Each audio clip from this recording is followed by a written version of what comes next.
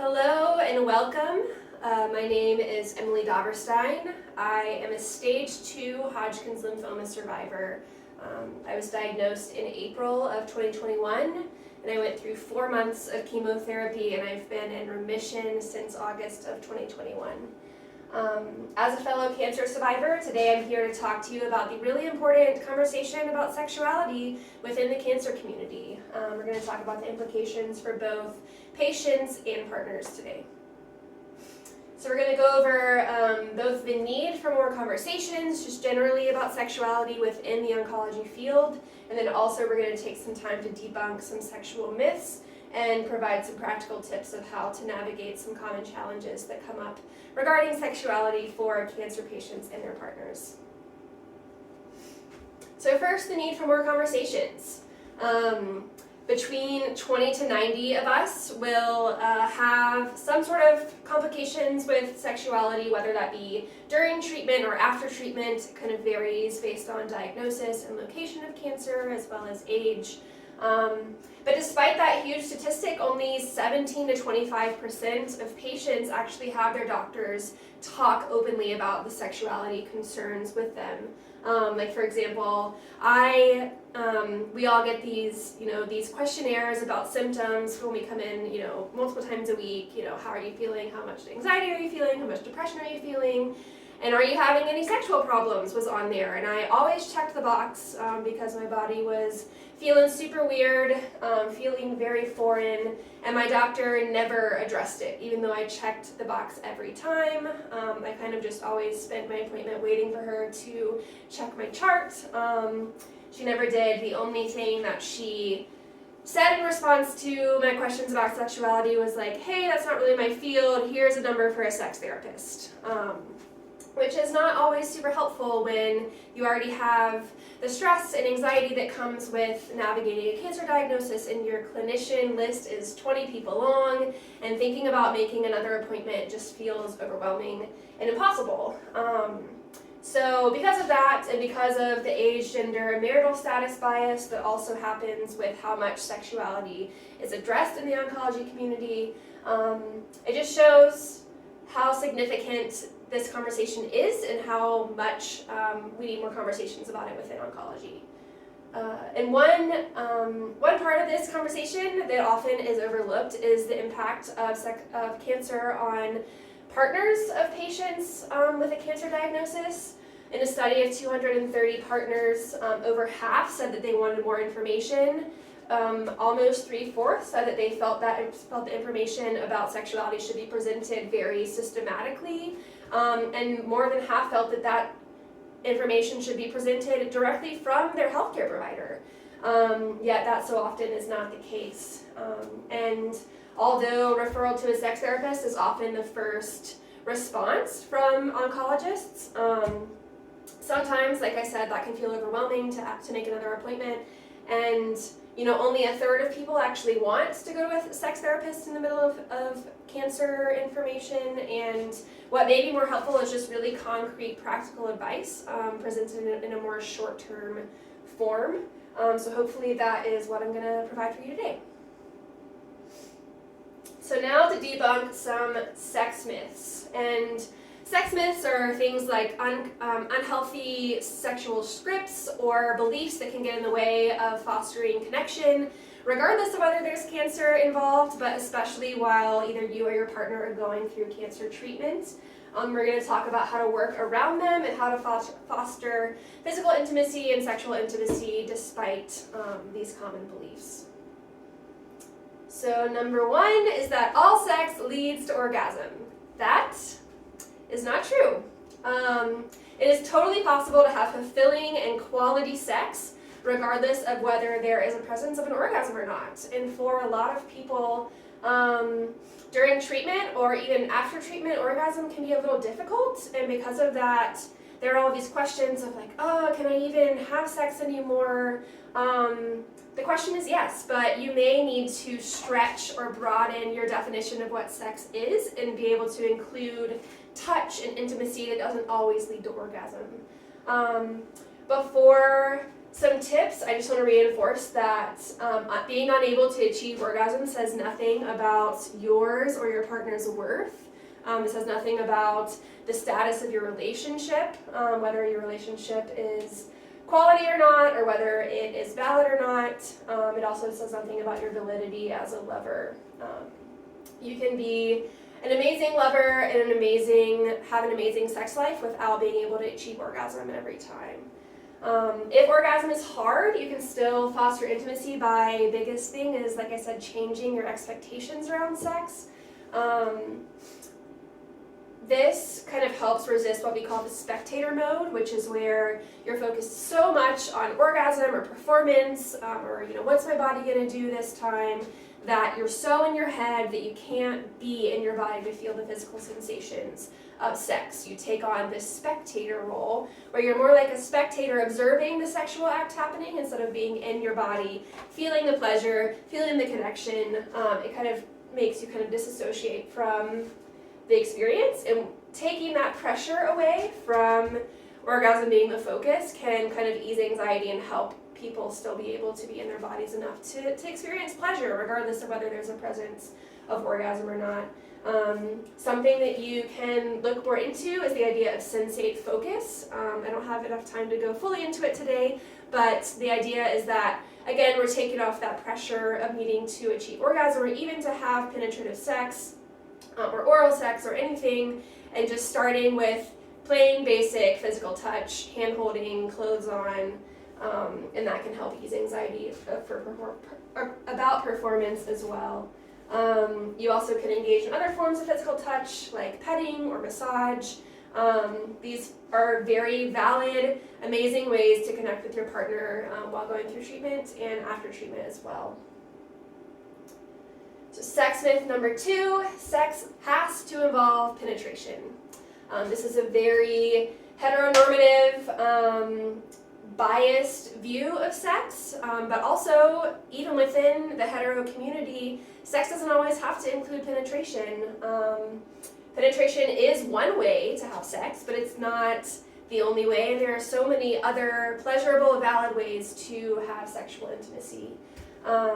Within cancer treatment, penetration could be impossible for a little while or extremely difficult, like with male-bodied people who experience erectile dysfunction from some chemotherapies and side effects from medications, or painful for female-bodied people because a lot of chemotherapies can cause extreme vaginal dryness where natural lubrication just is completely not possible regardless of level of arousal. And there also can be kind of rigidity in the vaginal muscles, which can cause penetration pain. And so in this case, if your idea is that, if we're going to have sex, it has to involve penetration, there can be a lot of anxiety and shame around sex because you're so worried about either not being able to have an erection or things feeling painful when you finally start to try to have penetration. And so some tips for this is 1, lube, always.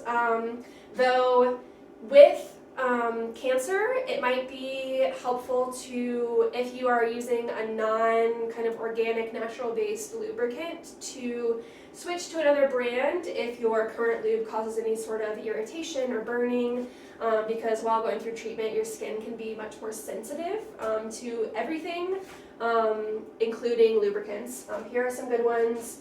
Good Love, Sliquid, and Uber Lube are some good recommendations. There are also many forms. You're just going to have to kind of like trial and error and see what's best for your body during this time. Other things to supplement when penetration is not possible is oral or manual sex, or incorporating a sex toy, whether a vibrator or something that's non-penetrative that can provide pleasure. And some folks can view these things as being regressive, as if not having penetration is a less mature way to have sex, which again is very biased from a heteronormative perspective, but also it's just not true. You can have very sophisticated oral sex and it be valid and pleasurable and fostering intimacy. So sex myth number 3, there is no way to have good sex without a condom. So, not true again. With enough lubrication, sex with condoms can be just as comfortable and pleasurable as sex without a condom. And super, super important, condoms are extremely important while going through treatment. One, to prevent pregnancy.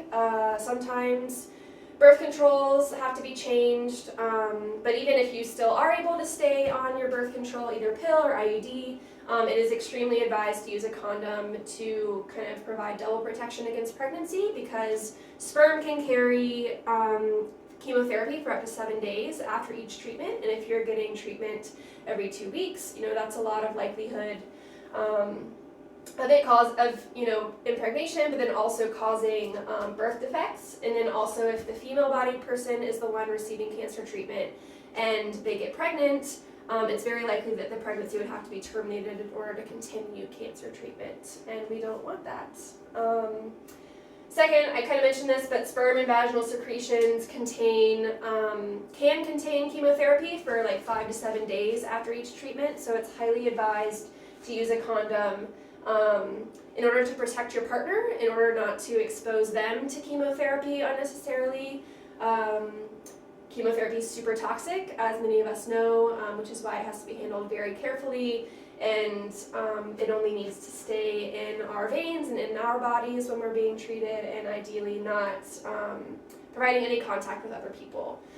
And then one final reason is that, further on into treatment, our blood counts get really low, and because of that, mostly white blood cell counts being low, you can be more vulnerable to infection, and so things like UTIs and yeast infections can be much easier to get, but also much harder to fight, and so condoms can be a good way to just kind of keep bacteria down while having sex and prevent that from happening. A huge question that I had during when I kind of got the very brief, make sure you wear a condom, you can have sex occasionally, but not too often conversation from my doctor. I was like, okay, cool, so like, what about oral? And she was like, oh, no one has ever asked that before. I was like, right, really? Like, I mean, that's a very common practice in a lot of sexual relationships, and she said, I'll have to check on that for you. She didn't even know if oral was okay. So it turns out that yes, oral is safe, but kind of the same thing with the condom. You should use a condom or a dental dam for the first 5 to 7 days. If the person receiving cancer treatment is the person with the penis, condom both prevents semen with chemotherapy getting into the mouth of the partner. Then it also prevents, if the person giving oral is the one with cancer, it prevents their saliva from exposing the genitals of their partner to chemo. A dental dam is a barrier that's used for female-bodied people in order to give them oral. They're not too expensive. You can pick some up either online or at sex shops. Next, sex myth number 4. Some sex positions are superior than others. So during cancer treatment, because of a lot of reasons, some of you may have to ditch the acrobatics and go back to basics.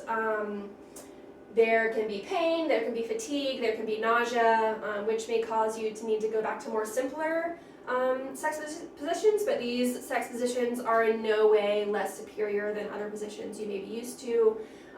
Some helpful positions, when the person receiving treatment is struggling with fatigue, you can have the fatigued person be the one on the bottom or be the more passive role in whatever sexual position they do. It's less energy intensive. You can do side-by-side positions, you can do spooning positions, it's best when the partner with more energy does the penetration so that they can move more. Right angle or cowgirl, which is best when the person which has more energy being on top. And then you can use the edge of the bed, you can use seated position, you can use standing. There are various ways to cause sex to be less energy intensive for the cancer patient. And then nausea is another big thing which can impact sex positions. I remember it wasn't comfortable for me to change my body position very frequently. So one tip is to not change sexual positions, or if you are going to do it very slowly. Even if you're not feeling nauseous at the beginning. Many of you know nausea can be triggered at any time while going through treatment, especially within that first week after an infusion. You can have the nauseous person being on top, because you can kind of control your body better that way. You can keep your body in a position that feels comfortable. If you feel discomfort coming on, you can adjust better than having to constantly verbally give feedback being on the bottom. And if this doesn't work, you can prop yourself up by pillows or using the couch. But also, if you're nauseous, it's okay to not have sex. It's okay to say this is too much. It's okay to say I'm uncomfortable. There's no reason that you should have to have sex when you feel like you're going to vomit. It's not fun for anyone. It's not fun for your partner. And it's not shameful to start and think that you're ready for sex, but then also to change your mind. Say, actually, hey, I'm feeling kind of gross. Like, I think I would like to stop. And partners, just prepare yourself to not let that be a hit to your ego, to be very understanding, to use affirmative language. You know, I love you, I care about you, I have no expectations, that kind of thing. And finally, sex myth number 5, the only good sex is spontaneous sex. So many of us have this idea based on movies or porn or books or other people's relationships that sex has to be this sudden, intense, desire-filled thing every time that it happens, and that's just, one, not true for any person, regardless of their situation, but especially is super hard during cancer treatment. From personal experience, spontaneity is going to be super hard, and it may be super hard for a while, and honestly, I just wish someone would have told me that going into cancer treatment, so that I wasn't feeling all these things. You know, why can't I just get in the mood? You know, why can't my body just cooperate? Even when I was feeling mentally ready for sex, my body wouldn't be ready. And they can just create these really negative schemas and cognitive loops that aren't helpful for your self-love while going through treatment, which is really important, but also not helpful to foster connection with your partner. Many days, as you know, you never know what you're going to get. Some days you wake up nauseous, some days you wake up tired. It's this giant concoction of medications all the time. You're not sleeping very well. There's all of these factors. And yeah, so spontaneity can be really hard, and that's totally normal and okay, and it likely will not be forever. I know that can be hard to hear, that you have to deal with it at any point, but just remember that it's normal and that it's not your body's fault that you can't be spontaneous. You may have to literally set aside time for intimacy, but focus on the intimacy part and not focus so much on sex needing to happen during that window. If sex does happen, then great, both for you or your partner, but if not, that's totally okay. You're still prioritizing time for touch and connection and time to just be with your partner or even with yourself through masturbation, which is super important to provide the sustenance and support that you need to continue treatment. Some basic things are things like cuddling, setting up candles for some romance during a dinner, taking a bath together, which is a very low energy thing that can be sensual. It doesn't have to be erotic if you're not in the mood. Massage, putting lotion on each other. Chemo can make your skin super, super, super dry and uncomfortable. And I remember sometimes I just got so frustrated that I didn't even want to put lotion on anymore because it just felt like another thing that I had to do, another chore, another energy-intensive thing that I did not have the energy for. And sometimes just having my partner like literally put lotion on my legs was a gift because I didn't have to drain myself to do it, but it also is pleasurable. You know, feeling someone else's hands on your body, especially someone that you love, can foster feelings of connection and intimacy, regardless of whether that leads to sex or not. There can be petting, and then maybe sex. Maybe sex happens, and that's great, and maybe not. And if not, that's okay. I want to enforce that, you know, the things that we face during cancer treatment are many times temporary, and if there are longer term effects, there are ways, there are treatments, there are therapies to work with our bodies. So that's all about spontaneity. So overall, I just want to emphasize that communication is key when it comes to sexuality during cancer treatment or post-cancer treatment. Both you and your partner, it can be helpful to normalize a positive environment where reciprocal feedback is encouraged, where you can say, hey babe, that actually doesn't feel very good, could you do it this way, can I guide your hand, harder, faster, softer. It's totally normal to give feedback and communication during sex and after sex. Changing expectations about sex, what sex will be, change your definitions of sex, not to need to include orgasm or penetration, and overall just celebrate your body or your partner's body for what it can do instead of focusing on what it can't do, or focusing on what it can feel instead of focusing on what it can't feel. This kind of reductive thought process can be just really hard to combat when there are so many things that we're all having to grieve while going through cancer treatment. Creating room to celebrate your body for the warrior that it is in survivorship, whether that is still within treatment or post-treatment. It can foster confidence individually, but also foster confidence and connection in your relationship as well. So thank you so much for coming to this talk. I hope there was some feeling of solidarity, or you learned something you didn't know before, or there were some helpful tips that you can implement in your relationship with your partner. I hope to provide more information in the future. Thank you.